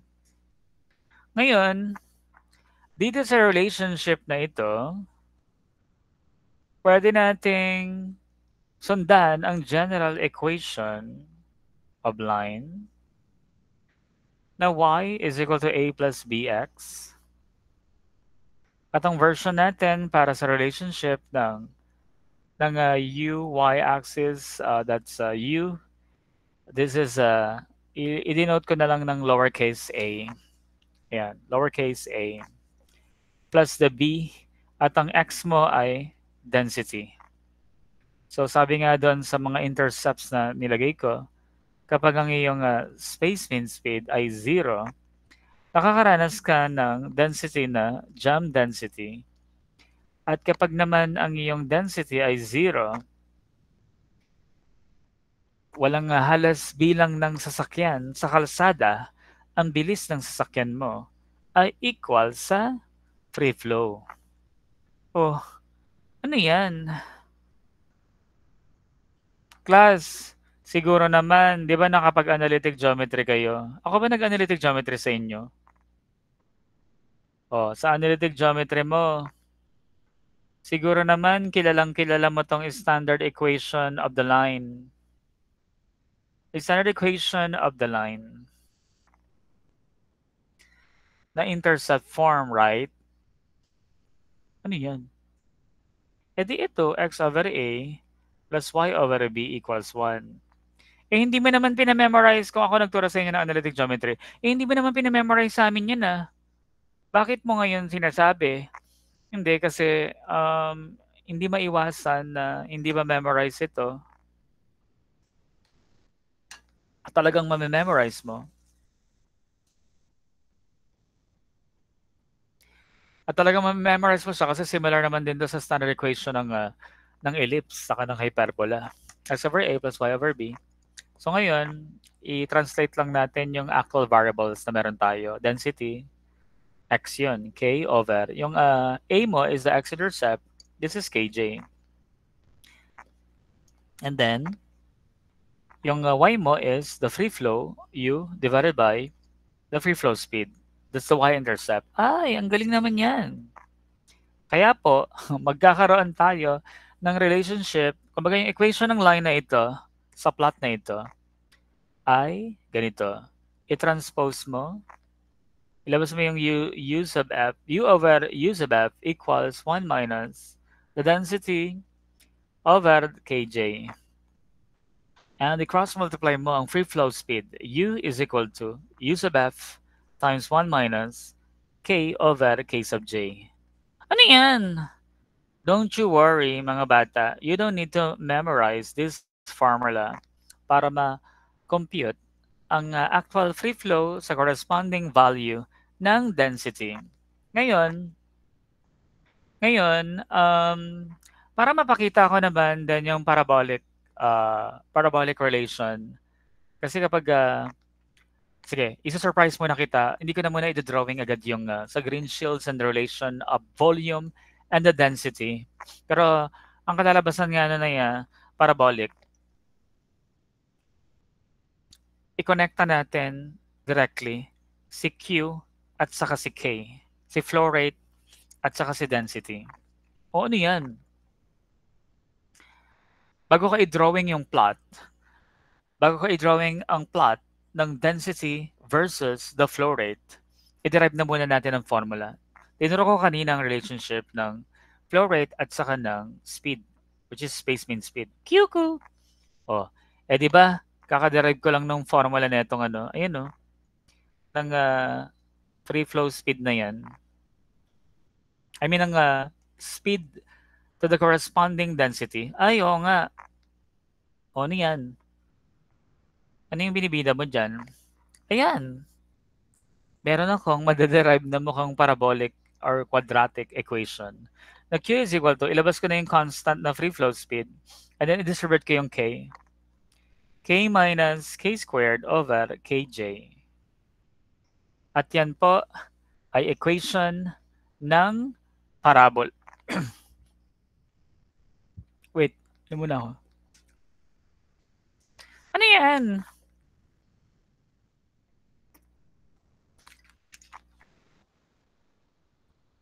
Matatagalan tayo kapag yan ay ginawa ko pa ng level ng analytic geometry. Kaya, ang itsura ng parabola sa plot ng discharge ng flow rate versus the density ay magiging ganito. K, Q ay magiging ganito. Akala ko ba linear ang relation? Oo, linear yung density saka speed. Pero kapag nirelate mo na yung flow rate saka density, magiging parabolic na ganyan. Ito yung formula nun. Should you memorize this? Hindi naman kailangan. Hindi naman kailangan, class. So ngayon, total naman, kakatapos na lang ng subject na maxima minima or sa differential calculus. I-derive kasi natin itong maximum value ng flow rate. Kailan nangyayari itong maximum value ng flow rate? May equation tayo rito ng parabola para sa relationship ng flow rate at saka ng density. O sige, rewrite ko ulit. Q is equal to U sub F times K minus K squared over Kj. Ano yung ginagawa mo? Wait, meron akong formula na pwede nyo gamitin directly na lang sa exam mo. So, gusto kong malaman yung peak point na to. Gusto kong malaman yung peak point na yan. So, we take the first derivative of the equation. And constant ang mga pananaw natin kay free flow speed at saka kay jam density. Constant ang mga paningin natin dyan sa mga yan. So, para ka lang namang may equation ng y na function ng x, di ba? Y function ng x.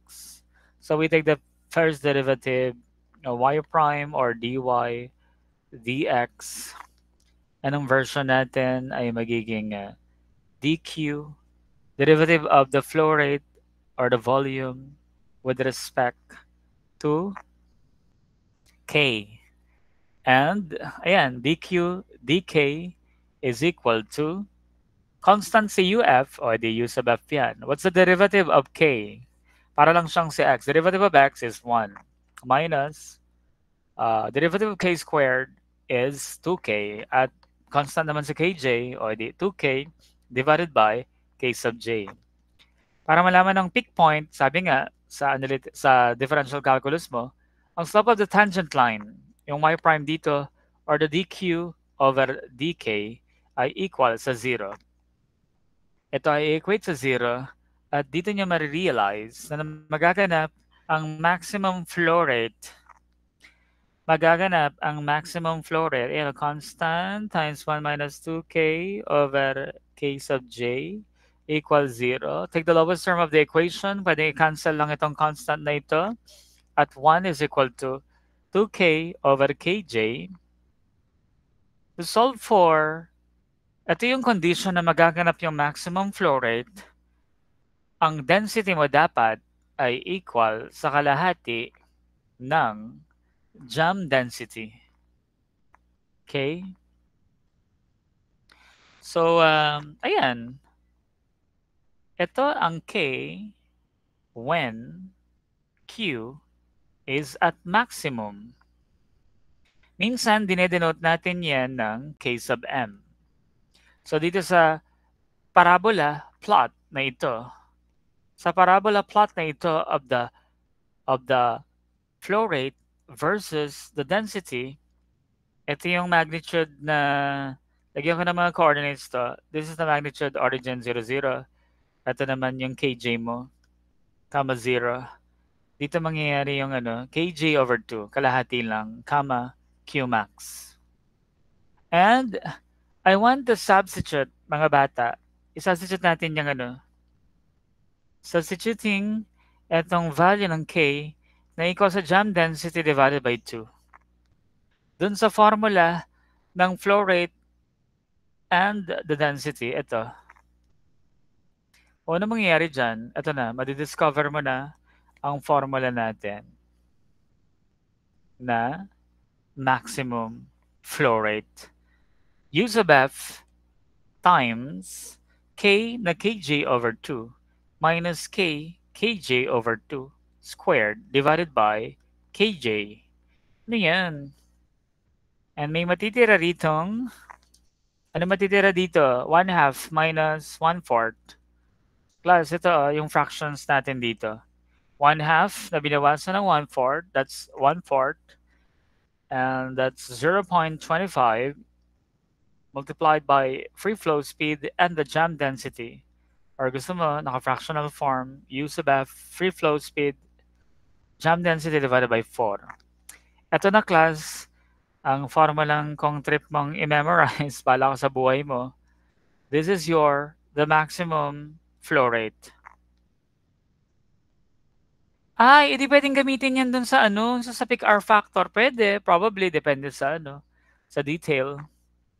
And kung curious ka rin sa relationship ng ito, di ba ginawa natin ng function Q, flow rate and the density, gawa naman natin ng relationship etong flow rate at saka U sub S. O di ba, yung formula natin kanina na U na equal sa U sub F, ito yung dinerive ko dun sa intercept form. 1 minus K over K sub J, right? Ilabas naman natin, mga bata, etong K. I-rearrange lang natin. Dun sa intercept equation, ulitin ko nga yung pagkakasulat nun. K over Kj plus U over U sub F equals 1. Ilagay lang natin sa kaliwa itong K over Kj equals 1 minus U over U sub F. And cross-multiply nyo ang jam density Kj times 1 minus U over U sub F. Ayan. Gamit ang formula na QQ. QQ. Ang flow rate natin ay equal sa K. Substituting the meaning of K, this is it, pansit. Kj times 1 minus the speed over the free flow speed times U. Tadan! Q is equal to Kj times U minus U squared over U sub F. Ito na naman ay isang parabola. Isang parabola na kapag dinrawing natin, nasa x-axis naman class yung graph neto. Nasa x-axis naman ang ang flow rate ko kasi i-retain ko sa y-axis ang speed. Tapos ito yung Q. Ang magiging itsura nito ay ganito. Your parabolic arc ay ganito. Ayan. Ayan ang relationship ng speed sa flow rate. And kung gagawin nyo na naman din, itong ating pag nag-maximum minimum na naman kayo, obviously, may symmetry itong plot na ito. Ito yung origin 0, 0, 0, 0. Nagaganap ang maximum kapag kumalahati. Ito, by inspection na lang kahit na hindi na natin gawin yung maximum minima. By inspection na lang.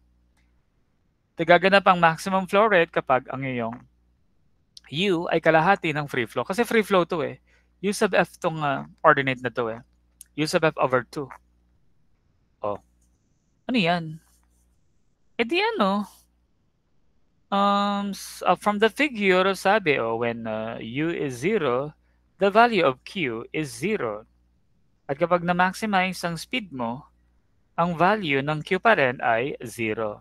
And then, from the plot, kitang-kita ko na kapag ang U ay kalahati ng free flow, yung Q mo ay Q maximum. Ayan o. Kita naman sa drawing Ay, ayaw sumulat. Ito Q maximum, yung peak ng parabolic arc na opens leftward. Okay. So, kung kanina binigyan ko ng pangalan yung K density na equal sa K sub M para maganap ang maximum flow or flow rate or volume. Dito naman, yung U na yan, gawin ko lang U sub M, U sub F over 2. Anong gagawin mo dyan? E di i-substitute mo, madiderive ko rin yung maximum flow rate dito sa formula. Ayan tinan mo. Itong formula na to, i-substitute mo yung maximum, yung U sub F over 2 na yan. Q is equal to K sub J times U sub F over 2 minus U sub F over 2 squared divided by U sub F. Ang matitira din dito, mga bata, ay Kj UF over 4. Or kung ayaw mo nang dinadaan sa parabola, the derivation of the maximum flow rate, mga bata, the derivation of the maximum flow rate, Qmax is equal to, di ba Q ko? Q ko! And sa Qmax, gagamitin mo yung Km at saka U sub M. Di ba sa derivation ko, kailan magaganap? Anong density para maganap ang maximum flow rate? Di ba kalahati ng jam density? Ayun, Kj over 2. Ano ang speed para maganap ang maximum flow rate? Di ba kalahati ng free flow speed? U sub F over 2. Ayun na. The maximum flow rate is equal to Kj UF over 4 or 0.25. So kumbaga, kung bala ka, kung i-memorize mo na lang yung kinalakalahati, okay? At para mag-gets mo naman ito, mga bata, kahit wala sa handout mo, yung problem para dito, may idinagdag ako. May idinagdag akong question dito. Nasaan ang dami ng mga sasakyan. Pero,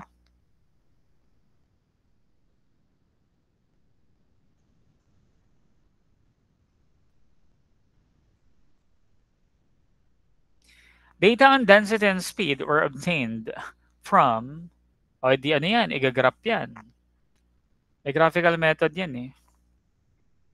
Ang x-axis mo ay density at ang y-axis mo ay speed.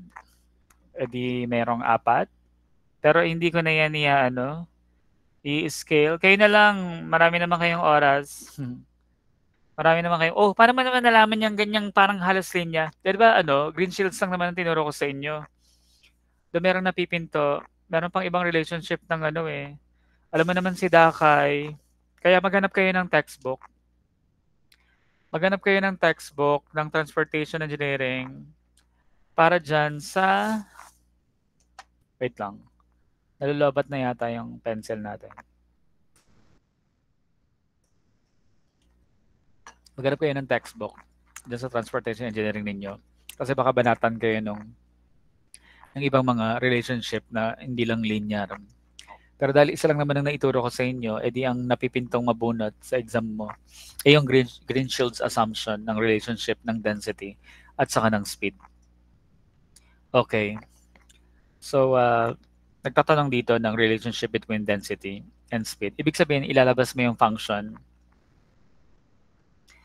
Ang hinahanap, mga bata, yung y function ng x or u function of k. Meaning, we want to know the linear equation. Kung ito ay y is equal to a plus bx,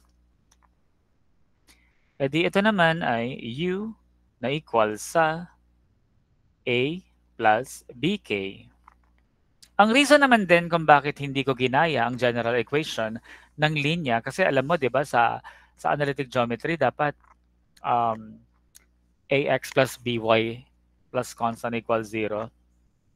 Kasi, ang gusto kong solution na nagagawin ninyo ay magka-Caltech na lang. Solution number 1. Ang manual computation neto ay etong natutunan mo sa numerical methods. What? Numerical methods. Hindi kasi yan, yung mga apat na tuldok na yan, ayun o, density 75, hindi yan perfectly tatama sa straight line. Eh di ba nga may iba pang nakalimutan ko lang yung mga apelido, bukod kay Greenshield, merong iba-ibang apelido eh. Punta kayo sa libro ni Sigwa. May iba pa mga apelido na syempre hindi Pinoy, asa ka pa na merong mga established na ganyan ng relationship ng mga major variables natin. Numerical methods yan. Sa chapter ng, naalala mo yung curve fitting?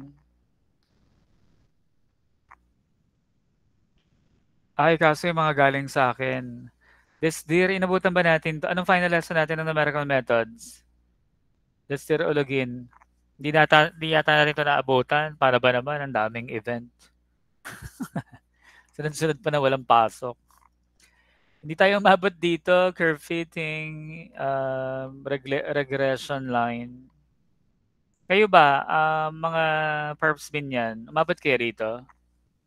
Curve fitting, interpolation. Yung chapter na yun. Curve fitting, interpolation, regression.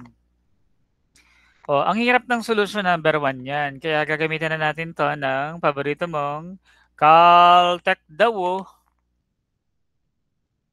Nagtatanong siya, ano ang magiging equation ng linya? O, ito yung nasa x-axis, ito yung nasa x-axis, ito yung nasa y-axis.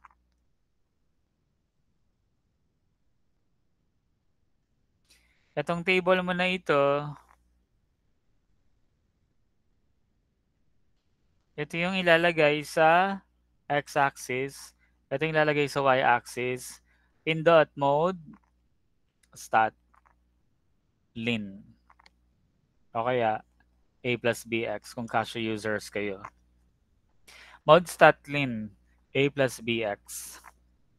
Dahil magde-derive tayo ng equation ng line, speed, relation to the density, kailangan nating ilabas ang equation. Pindot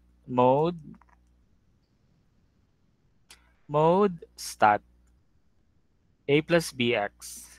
I-enter natin ang mga values ng x, 75, 15, 142, 100.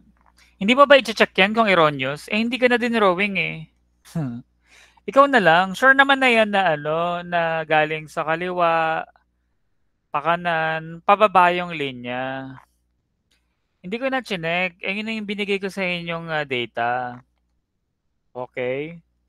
Pero baka nga, kasi di ba may mga ibang theory and assumptions na hindi naman perfect straight line yung relationship. Galing nga lang yan kay Greenshields. Kung paano i-relate. Eh, may naimbestigahan niya yan eh. Ang dami niya kayang, may empirical siya. Nag-come up siya sa empirical formula na yan dahil may recording siya ng mga speeds and density. O, edi, ayun, pinush niya yung theory niya na yun na may ganong relationship. And now, na-input ko na, mga bata, ang format sa calculator mo na equation ng linya ay y is equal to a plus bx. Hindi y is equal to ax plus b. Sa nuhugutin itong dalawang numero na to. Sa nuhugutin ng dalawang numero na to. Tama. Punta ka sa regression. Punta ka sa reg. Type AC, clear the view. Ang reason ng typing ng AC, hindi naman nabura ang data mo. Pero ang reason ng pag-type mo ng AC is to avoid the recent entry na mapapasok sa ikalima. Baka maging ikalimang data yon. Mali.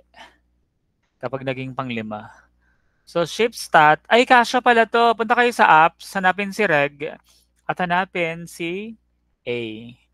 Tadan! Ang A ninyo ay may kahulugang 91.958500827762. 91.958500827762. At ang kahulugan ng B, mga bata, type AC again, ShiftStat or apps sa mga Canon users, go to B. Ang kahulugan is negative 0.59588555214. Ang dami kong digits sa device. Sa calculator nyo, bawas pa yung, siguro babawas ng 3. And now, this is the relationship. U is equal to A plus BK. Ito na. U is equal to 91.96 minus 0.5959K.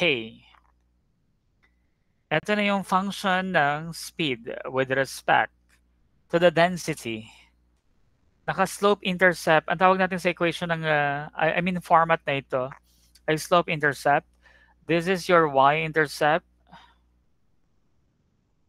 At confirmed naman nga na ang linya mo ay downward from left to right kasi naka-negative ang slope mo. Tama, no? Ngayon, mga bata, may idadagdag pa akong tanong. Siyempre kasama dapat itong mga question na to. Para saan pat dinerive ko yung yung madami. Pwede mo nang baliwalain yung mga parabola-parabola na yun. Kasi maaasar ka lang. Using the results of the previous example, determine the free flow speed and the jam density. Eh di ba yung linya na yan, ganito drawing yan. O yung linya mo na yan, ganyan ang drawing yan. Ito yung K mo, ito yung U mo. Ang tawag mo dito sa pagkakasapol ng linya na to ay jam density, 0. At ito ay zero density at free flow speed naman. Oh.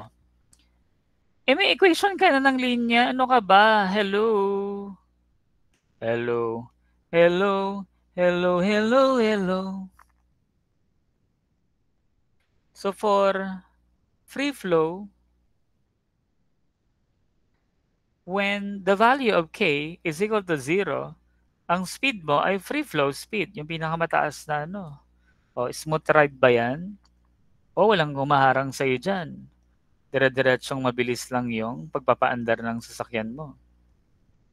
Times the, 0. Ang sagot, U sub F, 91.96 kilometers per hour. Bilis niya na.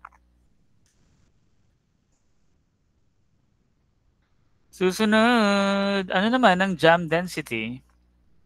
Para sa KJ,